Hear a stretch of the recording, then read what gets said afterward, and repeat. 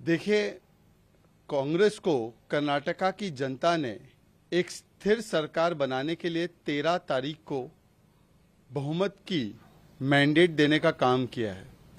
आज 17 तारीख आते आते कांग्रेस पार्टी फिर से असमंजस की स्थिति में है और जिस प्रकार से राजस्थान का एक राजनीतिक टेम्पलेट अस्थिरता का, पॉलिटिकल बाइगमी और पॉलिटिकल अडल्ट्री का उन्होंने तैयार किया है, आज उसी प्रकार का टेम्पलेट कर्नाटका में भी दिया जा रहा है। और इसीलिए लोग पूछ रहे हैं कि कर्नाटका का अगला मुख्यमंत्री सवाल है या कर्नाटका का अगला सचिन पायलट कौन होगा, ये सवाल है।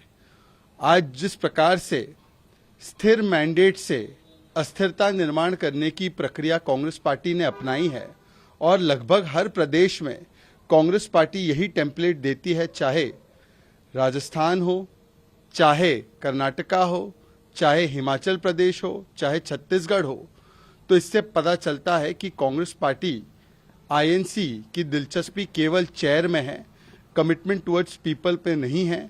इसीलिए आज कोई प्रॉमिसेस की बात नहीं कर रहा है, केवल पोस्ट पोस्चरिंग और पोजीशन की बात हो रही है। ये बड़ी विचित्र स्थिति है कि एक ही शरीर के दो अंग सत्ता के लिए अगर कहीं लड़ रहे हैं तो एक तरफ पाकिस्तान में लड़ रहे हैं और दूसरी तरफ कांग्रेस पार्टी के भीतर लड़ रहे हैं। देखिए, कांग्रेस पार्टी की एक ही पहचान, बार बार करो हिंदुओं का अपमान। जिस प्रकार से हिंदुत्व, जिसकी परिभाषा सुप्रीम कोर्ट ने दी है कि वो वे ऑफ लाइफ अर्थात जीवन शैली है, आज कांग्रेस पार्टी तुष्टीकरण की इस प्रकार से ठोक विक्रेता बन चुकी है कि आज फिर से हिंदुओं का और हिंदुत्व का अपमान करने पर वो तुली हुई है। दिग्विजय सिंह वही व्यक्ति है जिन्होंने 26/11 का दोष पाकिस्तान से हटाकर भारत पर लगाने का काम किया था।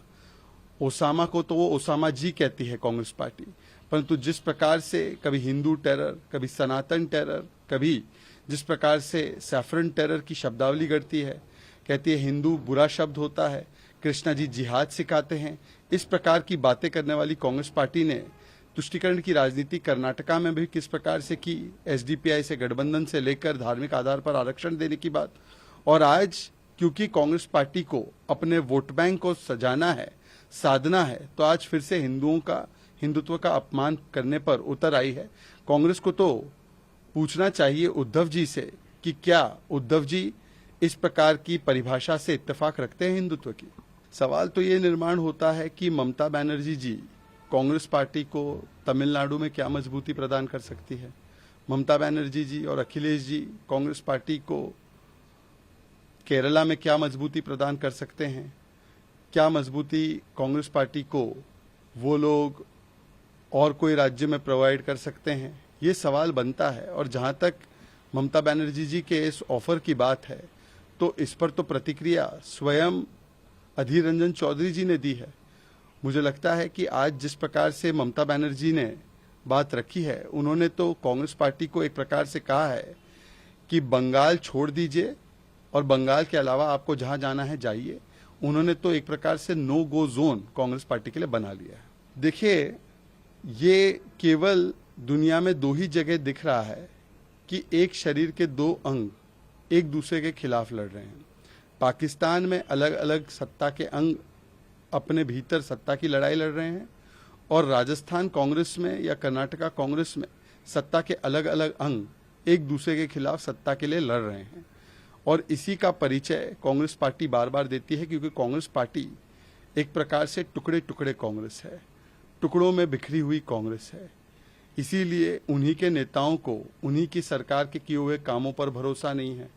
उन्हीं के नेता उन्हीं की सरकार को कहते हैं कि ये सरकार जो है ये किस प्रकार से युवाओं को धोखा दे रही है, और उन्हीं की सरकार उन्हीं के विधायकों पर, नेताओं पर कभी सेडिशन का केस लगाती है, कभी उनके फोन की जासूसी करती है।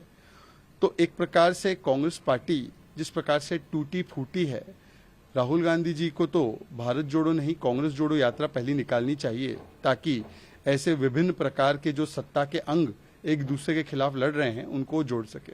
ये बड़ी विचित्र और विडंबनापूर्ण बात है कि एक फिल्म जो आईसिस के असली चेहरे को बताती है, महिला सशक्तिकरण के लिए खड़ी होती है, महिलाओं के खिलाफ आतंकियों के द्वारा किए जा रहे उत्पीड़न के खिलाफ ये फिल्म बनी है, और कैसे महिलाओं का शोषण आतंकवादी मानसिकता के लोग करते हैं इस फिल्म से उजागर होता है, तो उसे अगर कोई राज्य सरकार हेट स्पीच समझती है, मतलब कि घृणा की भावना आईसिस के खिलाफ पैदा करने वाली मूवी है, इसलिए उस पर प्रतिबंध लगाना चाहिए। तो सवाल तो ये उठते हैं कि आईसिस की छवि को लेकर, आतंकियों की छवि को लेकर, या आतंकियों के प्रति घृणा पैदा ना हो, इसको लेकर कोई राज्य सरकार क्यों हलफनामा डाल रही है? ये दिखाता है कि वोट बैंक की राजनीति में कुछ पार्टियां इस प्रकार से तालिबानी माइंडसेट एंड कल्चर की शिकार बन चुकी है कि वो आज महिलाओं के अधिकारों का हनन करते हुए आतंकियों की पैरवी पर उतर आई है। चाहे वो कांग्रेस पार्टी झारखंड में हो, कांग्रेस पार्टी केरल में हो, या वेस्ट बंगाल की सरकार हो। और आमतौर पर ये लोग अभिव्यक्ति की आज़ादी के बहुत बड़े पोस्टर बॉय और पोस्टर गर्ल बनते हैं। आज अभिव्यक्ति की आज़ादी की बात जब आ रही है, freedom of speech and expression की बात आ रही है, तो ये लोग प्रथम पंक्ति में खड़े होकर इसी अभिव्यक्ति की आज़ादी पर प्रतिबंध लगाना चाहते हैं। इसी से दिखता है कि किस प्रकार के दोहरे मापदंड इनके हैं।